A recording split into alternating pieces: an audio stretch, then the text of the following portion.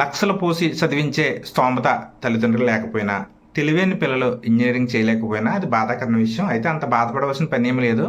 మీ పిల్లలు తెలివైన వాళ్ళైతే గవర్నమెంట్ స్కూల్లో, ఎయిత్ నుంచి గవర్నమెంట్ స్కూల్లో చదువుతూ మంచి మార్కులు 10th తెచ్చుకున్నట్లయితే రాష్ట్ర ప్రభుత్వం ప్రతిష్టాత్మకంగా నిర్వహిస్తున్న త్రిబుల్ ఐటీలో సీటుకి ఎలిజిబుల్ ఉన్నట్టే. ఎవరైతే ఎక్కువ స్కోర్ చేస్తారో గ్రామీణ ప్రాంతాల వాళ్ళకి, అదేవిధంగా గవర్నమెంట్ స్కూల్ వాళ్ళకి ఎక్కువ అవకాశాలు ఉంటాయి. ఇందులో కనుక మనం సీట్స్ తెచ్చుకోగలిగితే కనుక 6 years ఫ్రీ ఎడ్యుకేషన్ ఉంటుంది. ఇంటర్మీడియట్ ప్లేస్లో పీయూసీ అని ఉంటుంది, అది 2 సంవత్సరాలు ఉంటుంది. తర్వాత బీటెక్ ఉంటుంది. అన్ని కళాశాల, ఇంజనీరింగ్ కళాశాలలాగా అన్ని కోర్సులు ఇక్కడ అందుబాటులో ఉంటాయి. ఇవి మన రాష్ట్రంలో 4 ఉన్నాయి. ఒకటి శ్రీకాకుళం, నూజివీడు, ఇడుపులపాయ, ఒంగోలు. ఈ 4 చోట్ల ప్రతిష్టాత్మకమైన త్రిబుల్ ఐటీ కాలేజీలు ఉన్నాయి.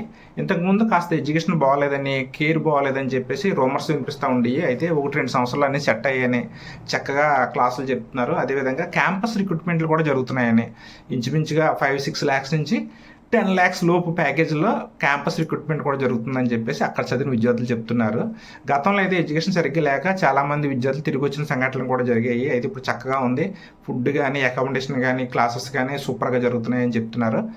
పేదింటి పిల్లలు, లేదంటే మధ్యతరగతి పిల్లలు, తెలివైన పిల్లలు, ప్రభుత్వ స్కూల్లో చదువుకునే పిల్లలు ఎవరైనా మంచి మార్కులు తెచ్చుకుంటే 10thలో త్రిబుల్ ఐటీకి అప్లై చేసుకోవచ్చు.